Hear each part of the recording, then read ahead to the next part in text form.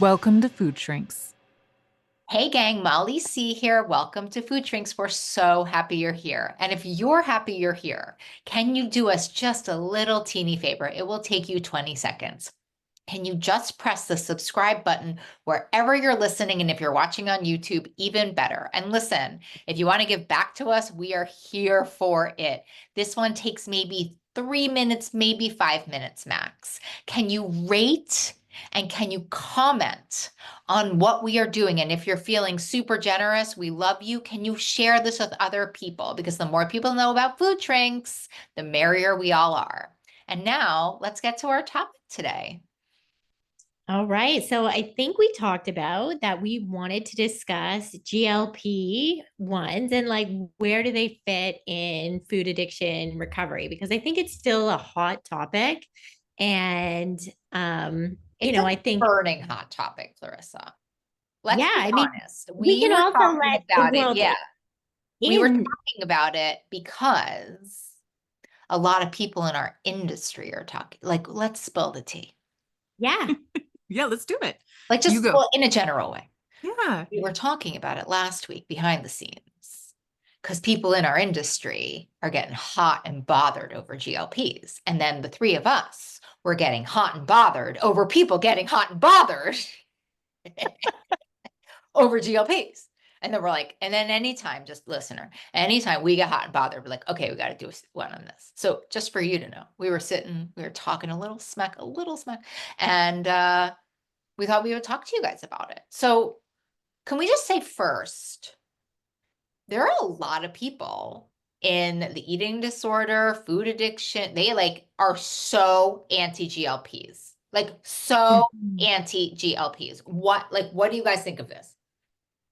Well, I think it's the fear of the loss of business, so Right. loss of profits, and that they will become unnecessary anymore. And I think that also just kind of makes me aware that they don't necessarily believe in what they're doing, and maybe in some ways their programs are too focused on weight loss and not about healing and recovery, because I don't think we feel threatened by it.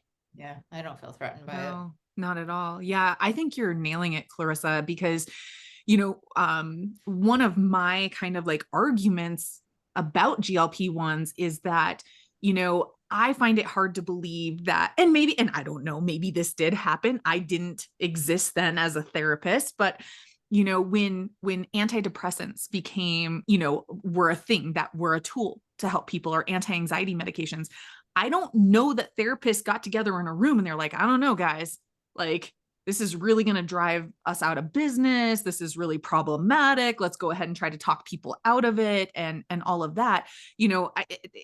It's really interesting to me that this tool now exists. And like you said, there are these worlds where people are kind of losing their minds a little bit about it because they maybe feel threatened. Yeah. Maybe. Mm-hmm. Yeah. But I think what's really interesting about it, which is just, it's like the two things that I'm observing are like people are starting to try to control it. Like people are try to like control people's use or access Yeah. The or gatekeeping. whatever, right? The Yeah. gatekeeping, which is so funny when you're dealing with addicts. Like I just remember in the bariatric days, like people would put like pennies in their pockets to make weight to be able to get bariatric surgery, you know? And so I think that this idea of like trying to control it is, I mean, maybe it's genuine, but it's so tricky. And maybe this will be a very unpopular opinion on the show. Come at me. I so want to hear it. But I think this other piece of, not thinking comprehensively about it, which I think at the same time, like, yeah, like I ate through bariatric surgery. Like I am a poster child for, bariatric surgery not being as ideally as successful as it could be to somebody.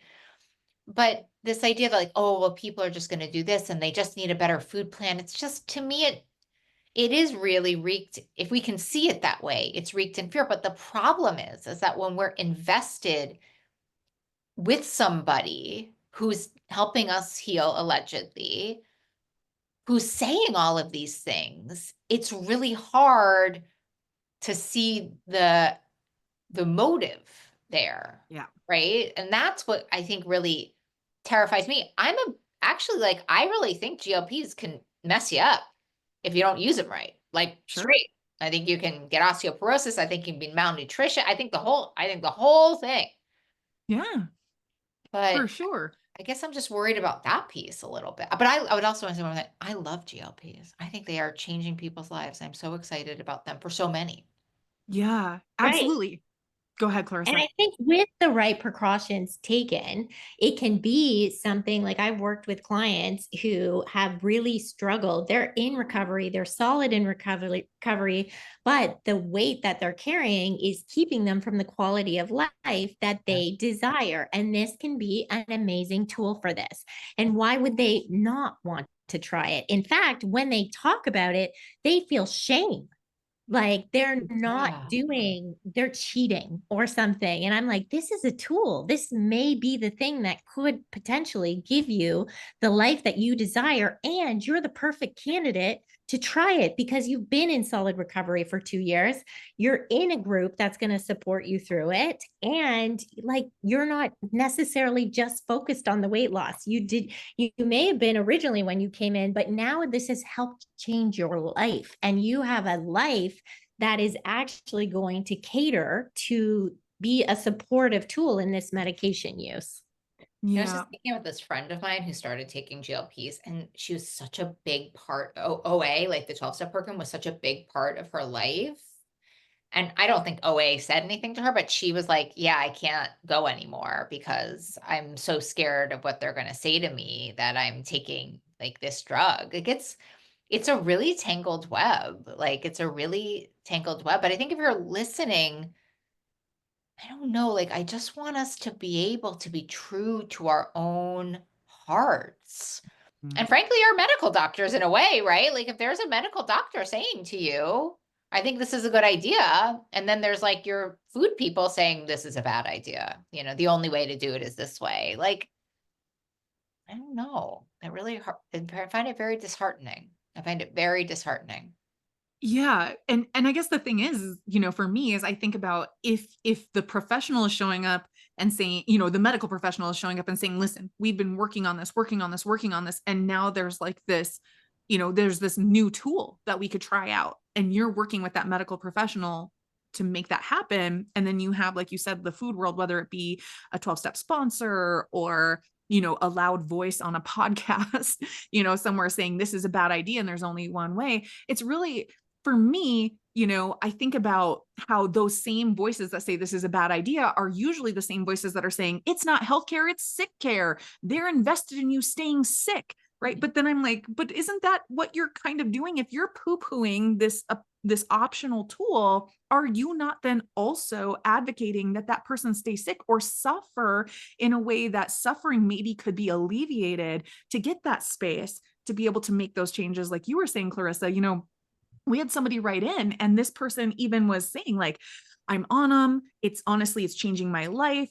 And I know it's only been a short amount of time, so I haven't seen like significant weight loss or anything like that, but I also know I have to get off of them because they're so expensive. And this, like Oh, almost like that front loading of like, but please don't Mm. come at me because I already know I need to get off of oh, them. I'm just like, oh yeah. my Food God, drinks like, don't come at you. So, I mean, no, unless you're not at harming other all. people. Yeah. Not at all. And I So think it's sad. really But important to that's just the say it's shame. okay. That is the shame. So It's people are totally now, the shame. wait, so what, now people are going on them, and the first minute that they get on them, they're like, but I'm coming off of them in a minute. Right. Yes, That's yes, that's been wild. almost exactly, exactly. Oh, I know I can't be on them forever, and it's just I'm gonna only do a little bit so I can titrate off it because I don't want to be dependent on it. And like we just don't necessarily know enough to know what that person needs and what their use will look like, and how Yeah. can we create a safe space for them to be open and experiment and figure out what they need rather than already have So this idea about what they must do.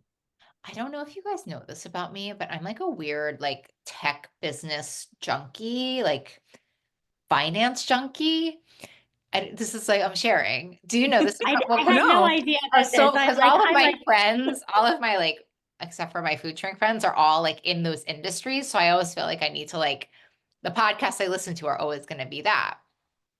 And so it's kind of nice because it gives a perspective, but like what they're saying about GLPs outside of the eating disorder, food addiction, like sort of these candlestick, candlestick industries where an electricity is somewhere else, like they're basically saying like 24% of the country by let's say 2030, like they're saying are going to be on GLPs.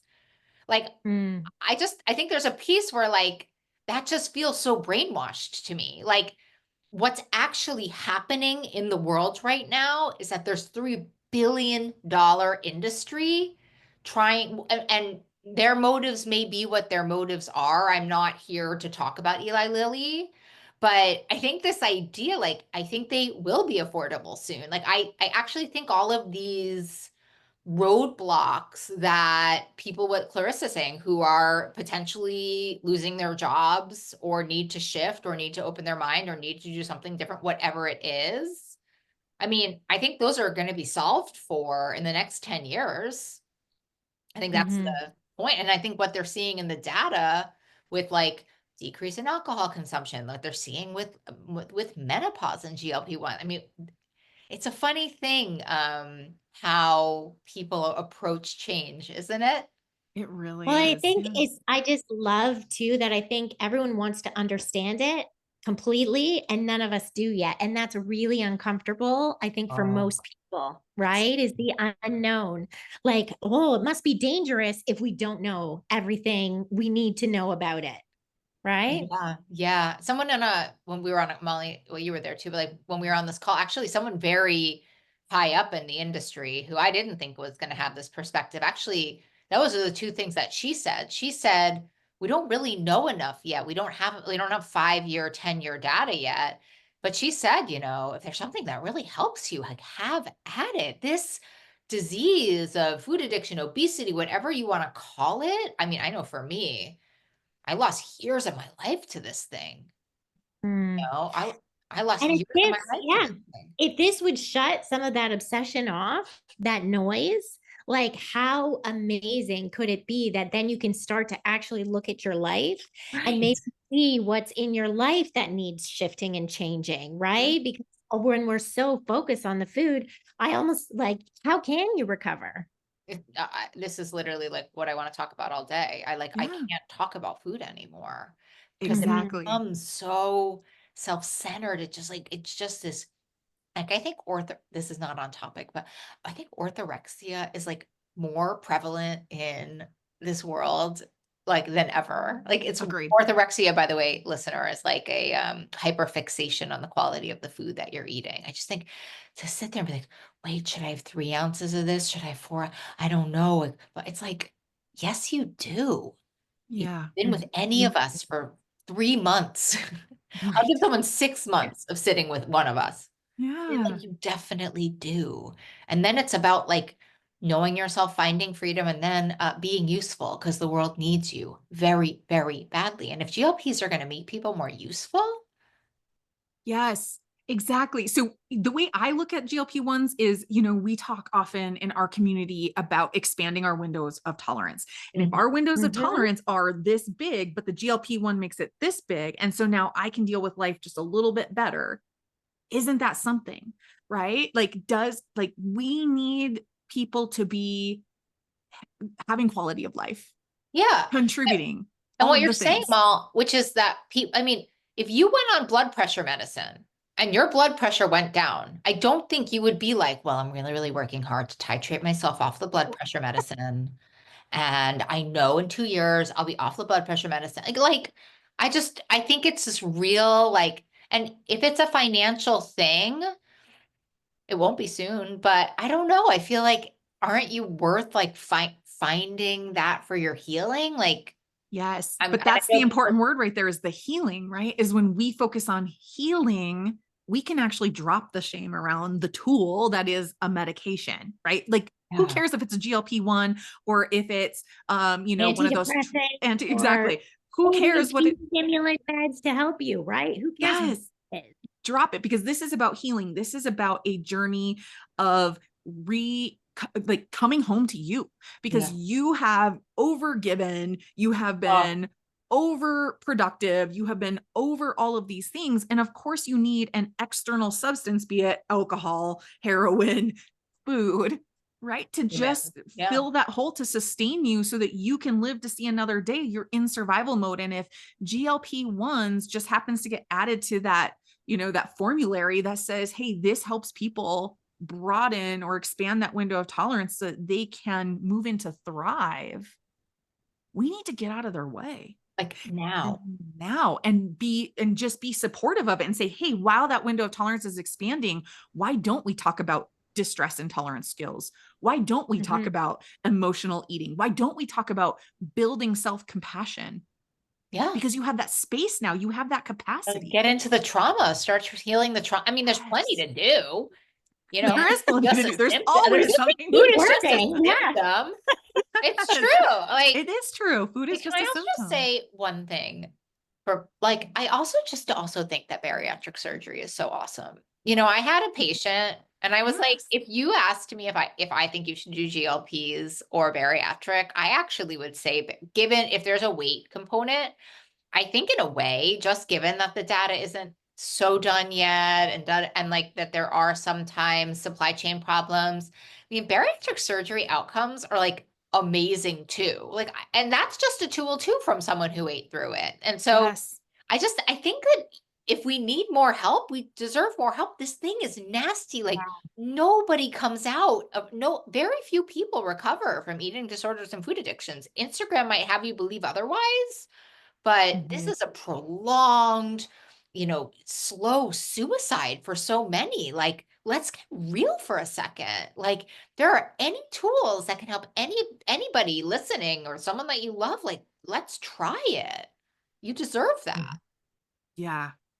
And that's their problem, not yours, queens, right? That is against you doing it. That is a them problem, not a you problem. Yes. And find people who will lovingly support you in your choices. Like sweet sobriety. I plug sweet sobriety for a living. Molly and Clarissa run an amazing program that I want you, if you are considering, what do? I need to find help. Go on their website. It's in the show notes. It's amazing. You go to groups, you commune, you can even see them individually. I mean, think about it. And if you're thinking about GLPs, you're thinking about bariatric, one of us is a great person to talk to that too. We are here for you. Yeah. And to help get some clarity in it. Sometimes you just need that like loving support to hear you and talk through it. And like know that our best interests are your best interests. Like that's what we're here for. We don't have an agenda when you come to see us. Oh, all right. What a show. Amen. Put a bow on it. Put a little bow on it. We love you. Yeah. You know how we feel about GLP-1s. We're here for you. We're here to point you in whatever direction it is you need to be pointed in. So yeah, like Molly said, make sure to just reach out, ask us the questions. We're happy to help. Yeah. And we'll see you next week. Thanks for listening to Food Shrinks. Quick reminder, this podcast isn't a substitute for professional medical advice. Always consult your healthcare provider for guidance suited to your needs. If you enjoyed this episode, please like, share, and subscribe to help us reach others on the recovery journey. Take care and remember, freedom with food is possible. See you next time.